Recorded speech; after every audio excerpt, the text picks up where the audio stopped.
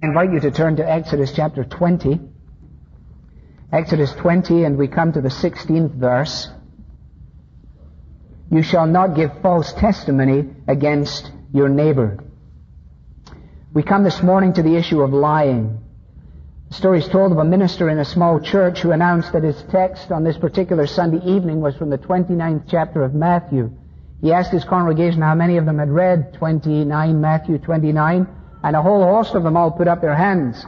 He said, "Thank you, you can put your hands down now." He said, "I can see that my message this evening is especially for you folks. As you do not know, there is no 29th chapter of Matthew, and my subject this evening is telling the truth."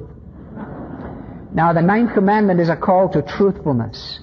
It forbids prideful lying that is designed to do down one's neighbor and simultaneously to exalt oneself. Positively, it calls for the seeking of our neighbor's good and speaking truth about our neighbor in such a way as to produce good in their lives. The call to truthfulness expressed here in the 16th verse of Exodus 20 is as vital in our day as it was then. But many crimes at the time that this commandment was given carried with them the death sentence. And consequently, if a person gave false evidence in a court of law, it may well lead to the death of the individual, and it would, in point of fact, amount actually to murder. In order to address this issue, to safeguard against it, the witness was to be the executioner. So that if one lied in a court of law, giving testimony that was untrue, which brought about the death sentence on the individual concerning whom we spoke, then we would inevitably incur the blood guiltiness of the one about whom we had spoken falsely. Now, in each of these commands, and we've tried to say this each time, in each of these commands, implicit in them is the understanding that behind the Decalogue, behind the 10 Commandments, exists a personal Creator God who, by dint of who and what He is, possesses every right to guide His creation in the way that He chooses. He is the source of truth in its essential character. He is the one who speaks, and we do well to listen. Now, we live in a climate where that is rejected almost exclusively. No one has been more responsible for this in philosophical terms than Immanuel Kant. Kant, more than any other philosopher of more modern times, was responsible for introducing the notion that there is no absolute truth. That truth is, in point of fact, relative. That truth is only what we believe it to be. That truth possesses no existence in and of itself. It is only what we subjectively conceive of in our own minds. Now, the way this plays out in our culture is in the kind of silly statements that we hear all the time, where when we have made a statement concerning something, an individual may respond by saying, "Well, that may be true for you, but it isn't true for me." You go to Cedar Point, they have that stick. I think it is 46 inches, is it? Or 42 inches maybe? Whatever it is, it's a certain length. And you take your children there, and they hold the stick up against them. If they are above the stick or meet the stick, they qualify. If they are below it, they get rejected. Now, I don't like that. So I told the people, I said, "Look, that may be 42 inches for you, but that's not 42 inches for me." It's foolish, isn't it? The time right now, the proper time, is 12:30, 1:30, 2:30, 3:30, 4:30 in the afternoon. That is Greenwich Mean Time. Or, hey, it's at Greenwich that all time for the whole universe is chronicled. That doesn't make it the right time. I'm just playing with your minds. But if you want to know what time it is, that's where you go. And we start from there, from an absolute statement of time. It is there that they keep what a yard is. It is there that they have established length and time and measurement, and it is by means of that everything else is then calculated. But as soon as we move into the realm of morality, as soon as we move into the realm of philosophy or theology, then Kantianism kicks in, and people start to say, "Oh, but that isn't true." Or it may be true, but it is not true in all circumstances. Now, we need to understand that the Bible rebuts that at every point. Because the Bible begins with God. In the beginning, God. God who is a truth-telling, promise-keeping God. God who cannot lie. God who in himself embodies truth. God who in his incarnate form says, I am the way, the truth, the life. God who on account of his great holiness cannot tolerate sin, and in the list in Proverbs 6 of the 7 things that God is said to hate, twice in that list, if you go to it and read it at your leisure, you will discover that God says he hates lies and he hates deception.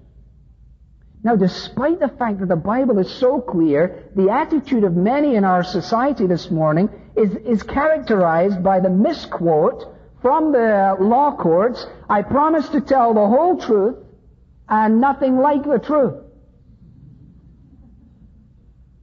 Now, people may not say that may be a misquote, but in point of fact, in many cases, it's actually true. And one of the great dilemmas of modern jurisprudence is that without an absolute standard of righteousness, without a concept of true truth, to try cases on the basis of truth on a sliding scale has got to be one of the great dilemmas of modern time. Especially when those who are in the jury have been brought up to believe that what is true for you may not be true for somebody else. And so this great quest for truth is like going through a desert and coming upon mirage after mirage. It's just an illusion.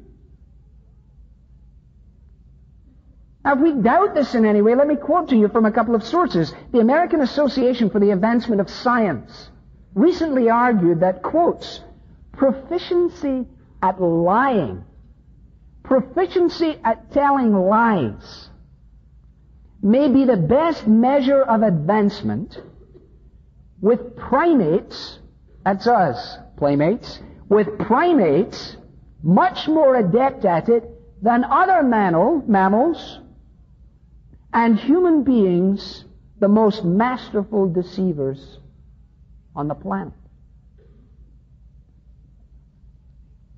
So the evolutionary hypothesis says that what the Bible regards as sin, contemporary culture regards as a virtue. That what the Bible says is absolute, contemporary culture says is relative. So if you don't think that it's a challenge for us to go out into our days upholding the truth of God's law, presumably you've never gone out to try and uphold the truth of God's law. Some of you will be familiar with a magazine called Child. It essentially has to do with child psychology. In its April 1990 edition, in an article entitled The Truth About Lying, it expressed the old view, as it called it, and the new view. See which is your view. The old view, they said, like other issues of morality, was seen only in black and white. Children were taught that all lying was bad, deserving of strict punishment, and they were frequently reminded that, quotes, lying will make your nose grow as long as Pinocchio's, which of course is in itself a lie. The old view. The new view, quotes, today, some lying is considered normal. In fact, a child's first few lies are seen as an important step in the development of self. Now, does that kind of run counter to what we're looking at here? You shall not give false testimony against your friend in play school, in preschool. Oh, no, says the lady. We like to hear those early lies. It's an indication of the development of their little selves. Stupid stuff. No wonder the Bible says the fool has said in his heart, there is no God. That is not intellectual incapacity, that is moral foolishness. And anybody with half a brain knows it's foolish and knows it's wrong. And yet some of the most intelligent people in our world today, some of the most influential thinkers, some of the folks who are always on the chat shows, always on the talk shows, are filtering this down so that it is embedded in our culture. And as Christians, once again, we sing our songs, we make our march, and we fail to challenge the culture at the point of greatest issue. People have made lying an absolute fine art. It's just something that you can become skillful at, and presumably the more skillful you become, the more human you are, the more you express your distinctiveness from other mammals. Interesting, very interesting. Now, let's talk a little bit about the means whereby we tell lies. How do you tell lies? Well, you can tell lies with a wink of your eye. You can tell lies by silence.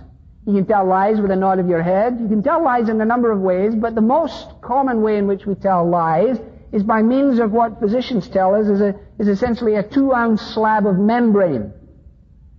In some of our cases it's a little heavier than that, I'm sure, but the slab of membrane encloses a complex array of muscles and nerves, and it enables our bodies to be able to chew and to taste and to swallow. It's called the tongue.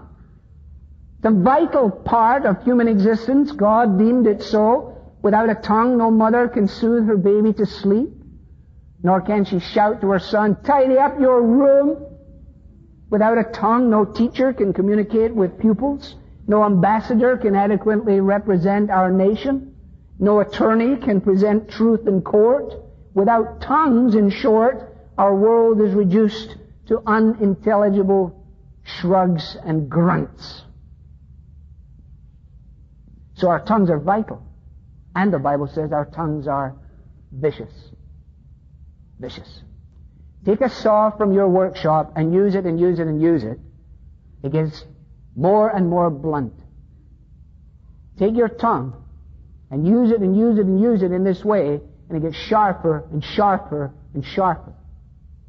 A scorpion has all its venom in its tail, and a human being has all its venom in its tongue, so says the Scriptures. James chapter 3, a fire, he says, is our tongue, a restless evil. It's full of deadly poison.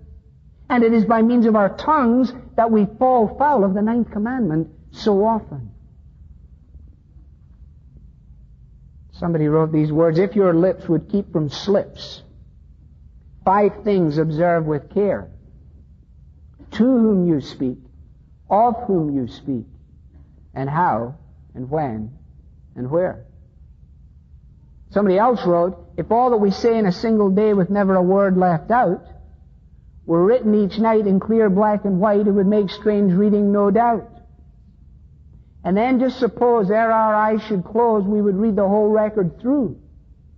Then wouldn't we cry and wouldn't we try a great deal less talking to do? And I more than half think that many a kink would be smoother in life's tangled thread if half that we say in a single day were to be left forever unsaid." You see, that's why the Bible says that a perfect man is the man who has perfect control over this vital yet vicious little slab of membrane that we all understand. So the means of our breaking the 9th commandment is our tongue.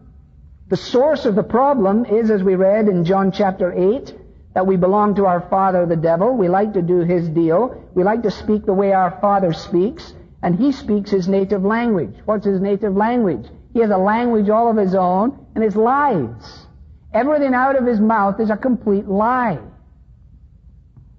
Anytime he ever uses truth, it is in order to manipulate it, in order to create lies and chaos and distortion. And so the world, held in the grip of the evil one, buys into lies like crazy. And religious people, going through their religious duties, proud of their associations and their background, unless their tongues have been redeemed by the blood of Christ, are the proponents of their father's material. And so, consequently, we find that we lie from the beginning. To Eve in the garden, the serpent comes and says, "Hey, if you eat that fruit, you will not die." That was a lie. And with a lie it began, and with lies it has continued. What about the manner in which we tell lies? If the means whereby we tell lies is largely our tongues, although we recognize we do it with silence, what about the manner in which lying occurs? Well, let me just run through one or two, most of which are obvious. First of all, perjury. Perjury. Courtroom lying. People going into court and taking an oath and then failing to tell the truth or deliberately misrepresenting the truth. Ask any trial lawyer, and they will tell you in all honesty that this is far more prevalent than our culture is prepared to admit. Indeed, one of the reasons that it is so difficult to try cases effectively is because of an endemic problem with lying. That is one of the reasons I think, and this is pure conjecture, that many of the issues are settled out of court on the basis of kind of counterbalancing the interests of people, because it saves them from going into court and lying through their teeth and making it obvious to everybody that what they're trying to do is simply secure their own ends and their best benefits. Loved ones, it is not inconceivable that if this continues in this country, our courts not only will take a long time, but they will prove absolutely, totally useless. And when that happens, anarchy takes the streets. Revolution takes place. And if we think that in this country we're not ripe for some kind of revolution, we're crazy. Because the way in which the laws of this land were set up were posited upon the fact of a personal creator God who exists, who speaks, and you listen to what he said. And so all your Constitution and your Bill of Rights and all that fostered the greatness of this nation is posited on those truths. Without that as a given, this stuff is a recipe for total chaos. Because then everybody's right becomes everybody's right. And so I have the right to do whatever I want to do. If I want to take all my clothes off and walk down Madison Avenue and embrace homosexuality, there is no one in the world has any right to tell me I shouldn't. Because after all, I have my rights. You see, once you have broken the link between the God of all creation and the creation, then all you're left with is rampant, all-embracing anarchy. And we cannot hold it together pro tem in this country on the basis of pragmatism alone. It will not work. Now, if that sounds like a prophet of doom, then maybe it is. But what it is to say this: if the church doesn't get on its knees and cry to God for revival, so that as in the great 18th century awakening, before the 20th century goes out, or into the early 21st century, that God begins to restore amongst His people a concern for righteousness and for truth. For if judgment first begins in the house of God, what will become of those who know nothing of Christ? If we do not do that, then we deserve what we get. And I now have lived here for 10 years. There have been 10 years of political agitation, political process, the mobilization of as much raw political power as is actually humanly possible, and we haven't done hardly squat for the kingdom of God. Nor have we rectified some of the greatest ills that are before us. How long will it take for us to understand that when we get before God in honesty in relationship to the things of Christ and the gospel, and see that righteousness proceeds from transformed lives, but does not create transformed lives? See, you cannot stop lying by an act of Congress. Prohibition doesn't work, because the heart of man is desperately wicked. And if we could get it as good as we can get it, it still wouldn't be that good. That's why Jesus said, go into all the world and do what? Preach the gospel. Why? Because it has changed lives, that creates changed streets, that creates changed families, that creates changed schools, that creates changed cities, that creates changed cultures. Never in the history of man has culture been changed from the top down. It has always been changed from the bottom up. Whether it is the Stalinist revolution or whatever it has always been changed from the bottom up. How did Jesus Christ change things? From the bottom up. What was going on in Corinth? Bottom up. Think about your conversion. He says, not many of you were wise, not many of you were powerful, not many of you were influential. The people looked around and said, that's right. So what happened? Well, they were just a bunch of ordinary people who believed that Jesus Christ was true, and they proclaimed him as such. Now, we're a little off the point, so let's get back here. That all started from perjury. And then I allowed myself a major tangential run. And for those of you who want to let it go, then let it go. Now, let me tell you another way in which we break the 9th commandment. We break it by rumor. By rumor.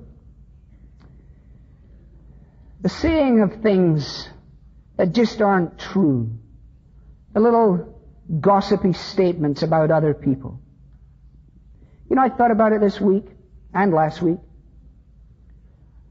I don't know the bishop in Chicago. I've never met him. I don't know his life, and I don't know what he did or what he didn't do. But I know this, that the very fact of the accusation may be enough to finish him. And I said to myself, what is to stop anybody doing the same thing to anybody? Imagine this week that somebody began a rumor that said the exact same thing about me. It isn't true. It wouldn't be true. But the very fact that it started could be enough to finish your ministry. There need be no basis to it. It need only be allegation. It can be a pack of total lies.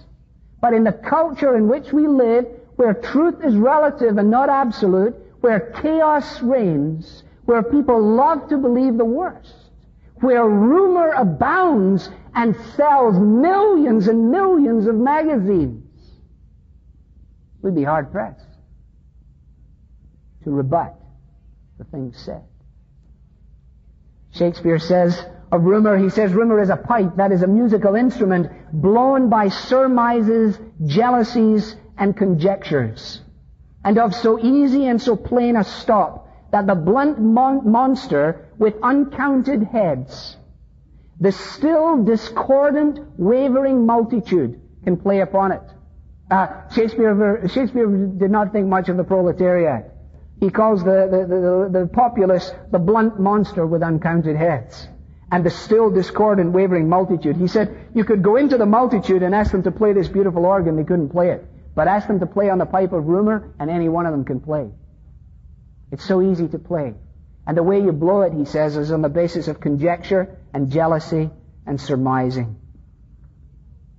You been involved in rumor lately?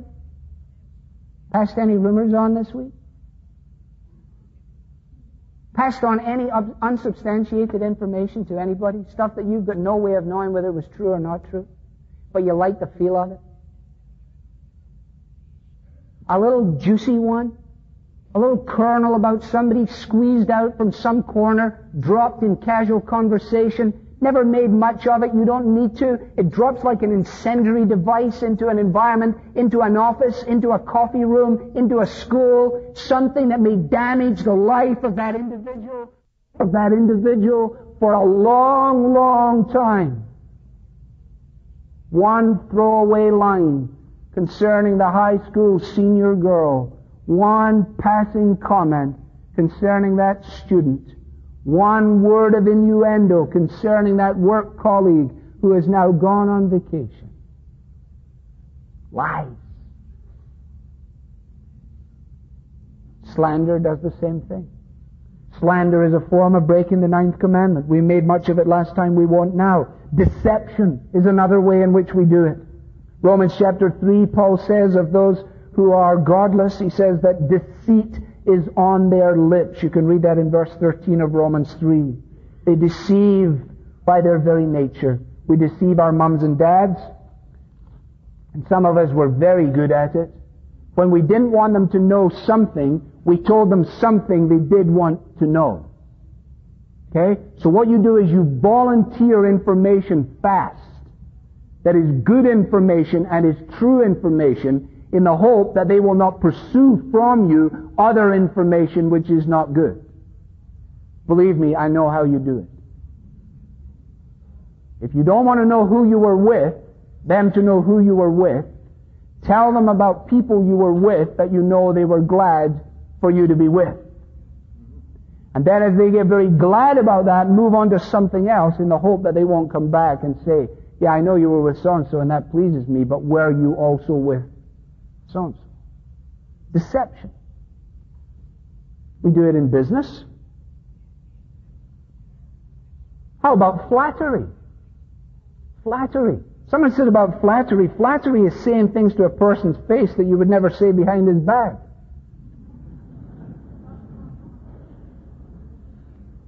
You don't believe it.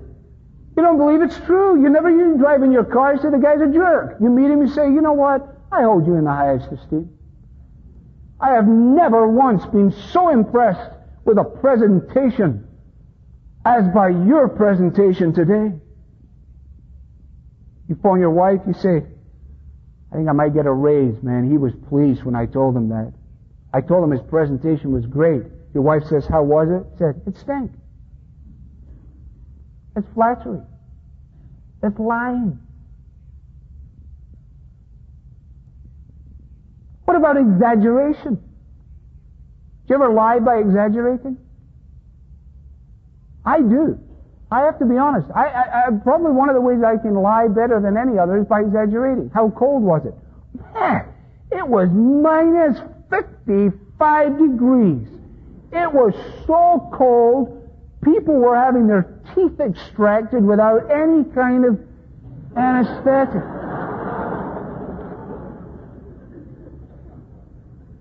How bad was it? Oh man, you read about the Second World War? That was nothing compared to this. How far is it? Oh, you could drive for 15 hours and you wouldn't have got halfway. And in point of fact, it wasn't that far, it wasn't that cold, and it wasn't that bad. Yesterday I went to my first college football game ever in my life. People said, this is the greatest game you'll ever see. I was excited, up at 5.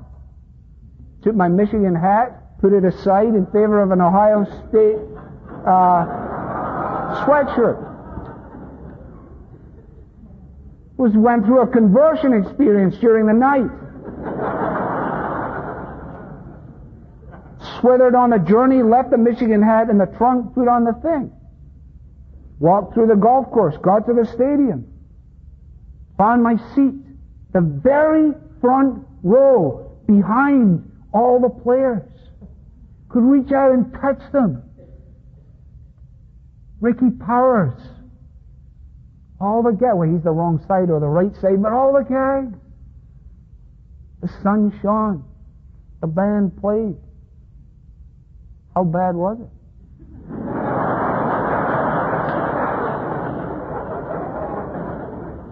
It was bad.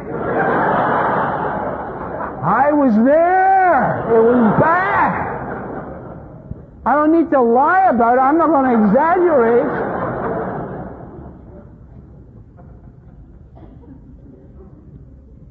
What about creating false impressions? What about not correcting untrue statements when they're made? You're on a joint selling mission with one of your sales staff. The sales guy says something in the conversation, in the negotiation, that is patently wrong. You catch it, but it's actually to the good, especially if the client swallows it. You're on the horns of a dilemma.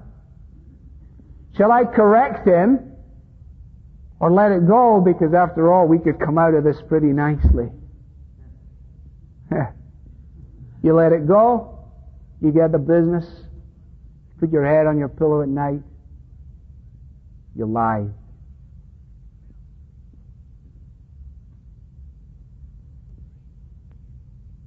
What about carelessness? Especially with our children. Carelessness. Samuel Johnson put this very well. I read it years and years ago. When I first became a father, I thought it made so much sense. I've tried my best to deal with it. I'm not sure that I've come close to being successful. But Samuel Johnson said, Accustom your children constantly to this. If a thing happened at one window and they, when relating it, say that it happened at another window, do not let it pass, but instantly check them. You do not know where deviation from the truth will end. You never know, you see. If our children say it happened in the back window and it happened in the front window, it seems rather scrupulous to say, no, honey, it didn't happen to the back window, it happened to the front window. But if you don't, they will then internalize this fact. Subliminally, they will say, as long as it happened to the window, that's all that matters. The first time they have an accident in a car, and the officer asks them a question about whether they had their head out of the window or in the window, whether they had their seatbelt on or no seatbelt on, they may, having built up a legacy of 16 years of being careless about issues of scrupulous truthfulness, simply answer whichever way it helps them. And you and I will have contributed to that because we weren't smart enough to realize that careless talk is an evidence of telling lies. So if that's the manner in which we lie, let's ask then finally, what is the motivation for telling lies? Why do we lie? Well, back in the Garden of Eden, the reason the evil one lied was because of malice and pride. He wanted to be something that he wasn't, and he was malevolent towards those whom he could influence. Satan tells lies because he hates God, he hates people who are godly, and he wants to extend his anti-God revolt. When you and I tell lies, we're often driven by the same thing. We're driven by pride, or we're driven by hatred. When we tell lies in order to impress other people, it's because of pride. When we tell lies in order to do somebody down, it's because of hatred. When I tell lies to protect my own interest, it's because of selfishness. What about when I tell lies out of contempt? Or when I tell lies out of a desire for revenge? Or when I tell lies on the basis of embarrassment? In the book, When America Told the Truth, the acknowledgement there on the basis of research is, quotes, just about everyone lies. 91% of us lie regularly. The majority of us find it hard to get through a week without lying. 1 in 5 can't make it through a single day. And we're talking about conscious, premeditated lies. Of the people interviewed, 92% said the main reason for their lying was to save face, and 98% said the reason they told lies was so as not to offend people. Now, we don't want to be offensive to people. But there are times when telling the truth will hurt and will offend, and the issue of truthfulness has got to direct us. Not whether a person's offended or not. Not whether a person's disappointed or not. Not whether they're grieved or not. Surgeons and doctors have to face difficult issues of truth-telling at many points along their lives. And the well-being of the patient drives their quest for honesty. If they're true to their oath. What about money? And the desire for acquisition driving our lives.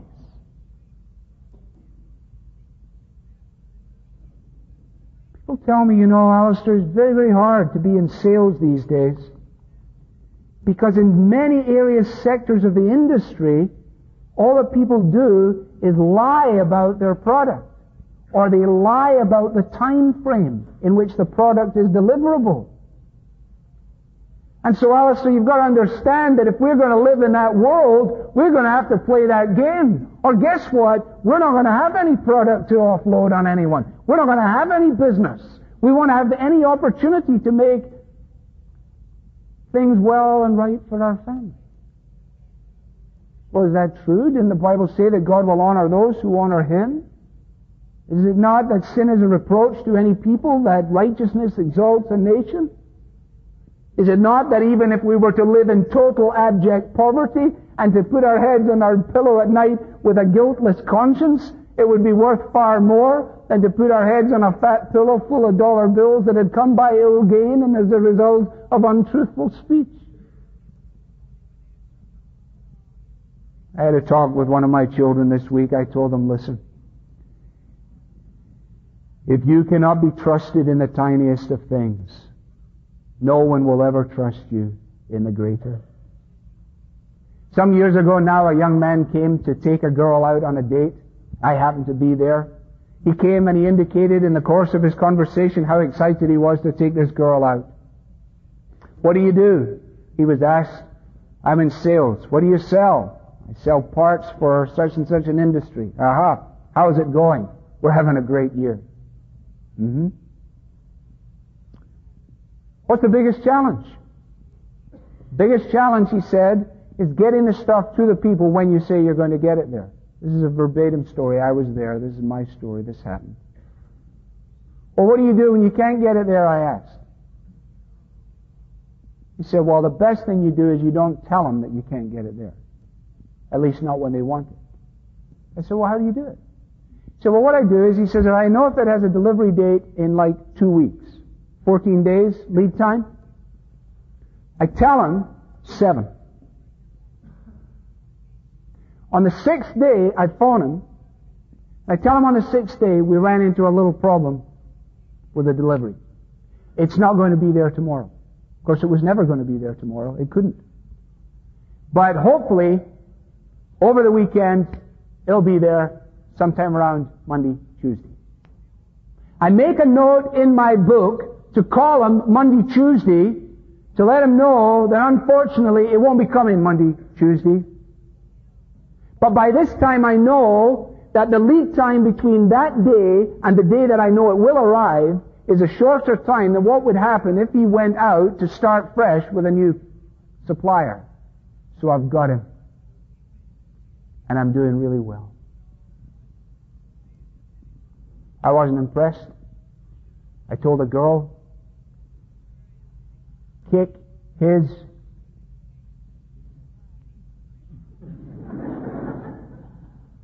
right out the door.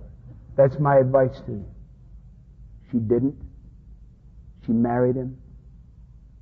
He destroyed her, divorced her, lied to her, used her despitefully. And anybody who had half a modicum of sense would have known that if a guy is prepared to do that for something as inconsequential as when an order of steel will reach its destination, there is no saying what he will do in interpersonal relationships. Does the 9th commandment matter? It matters. You say, well, you know what, Al? I get really fed up with you on this stuff. Because it's okay for you with your little black Bible and go up the stairs to that room of yours, and then you don't have to go out and you don't have to live there, and you're going to tell me how to do this. I hope you don't feel that. I'll gladly come with you any day. I'd like to go for a decent day's work sometime. That would be nice. I'll come with you. I'll come on your travels. I'll come watch you, listen to you, be with you. I'd like that. I do that from time to time. People take me all kinds of places. I'll come. That's fine. And I'll learn, and if I'm wrong, I'll admit it. But what about when we lie out of a sense of fear? Fear of consequences. I've been facing that. I faced that flat out this week. It all started about 10 days ago when I got a pizza that cost me $56. The pizza was $10. The speeding ticket was $46. I took it on to my wife. I said, man, the pizzas are getting really expensive here in Bainbridge. She said, what's the problem? I said, $56 for a pizza. I said, look at it. She looked at it in the box, and sticking out of the box was the ticket. You know, it said, Happy Thanksgiving from Sugar and Falls Police Department. And there it was, $46. So I waited till the time was almost run out, and then I gave them their money. Thursday afternoon, I'm driving home from here. I'll be home as fast as I can. I promise I won't miss dinner. I come down 43, and it's a snafu like it always is. The 43, 91, a shambles. I said, I'm not waiting in that mess. So I did a right-hand turn through Pizza Hut. Down the side of Pizza Hut, round by Dunkin' Donuts, and zipped out onto 91. Beautiful, I said. Looked in my mirror, looked left, caught the light. They were all still snarled up. I said, crazy people. I can't believe it. I Moved along 91, about 40 yards. I looked, I said, no, it's the pizza man again. Right behind me. Right behind me. So embarrassing. It's really embarrassing. And then he get a flash and all those lights and pulls you off around the corner. I'm trying to get as far away from humanity as I can. Get around by the town hall. Guy comes, usual thing, puts his hat on, comes up, roll the window down, try and look contrite. He's starting to give a speech about cutting through private property. I said, look, I said, I don't. I said, why did you stop me? He said, you cut through the thing. I said, look, what's wrong with cutting through the thing? I said, you want to come down here every night and try and negotiate that junction? I said, you cut through the thing too. He says, you're not allowed to cut through the thing like that. I said, well, I don't think that's fair. I said, in Scotland, you are allowed to cut through stuff. I said, in fact, in Scotland, that's commended, that kind of thing. I mean, any run-of-the-mill individual can wait day in and day out in a big queue like that, but only the initiative takers can cut round a corner and zip home for their dinner. So now this guy doesn't know what to make of me. I said, furthermore, I said, I'm in deep trouble. I said, because there's only a matter of days since one of you guys got me with a pizza. He says, what do you mean got you with a pizza? I said, well, I'm going home. The pizza steamed up the windows. I'm just driving along, and all of a sudden, it cost me $56 instead of $10. He says, give me your license. So I gave him the license, and he went back to his car. You know that horrible feeling when you look in the rearview mirror to see if he's writing or not writing? Then I said to myself, there's plenty of ways out of this. I said, first of all, think about it, Al. You could have been going for a pizza. You could have been going for donuts. So when he comes back, I'll tell him, I was going to get a pizza. I changed my mind.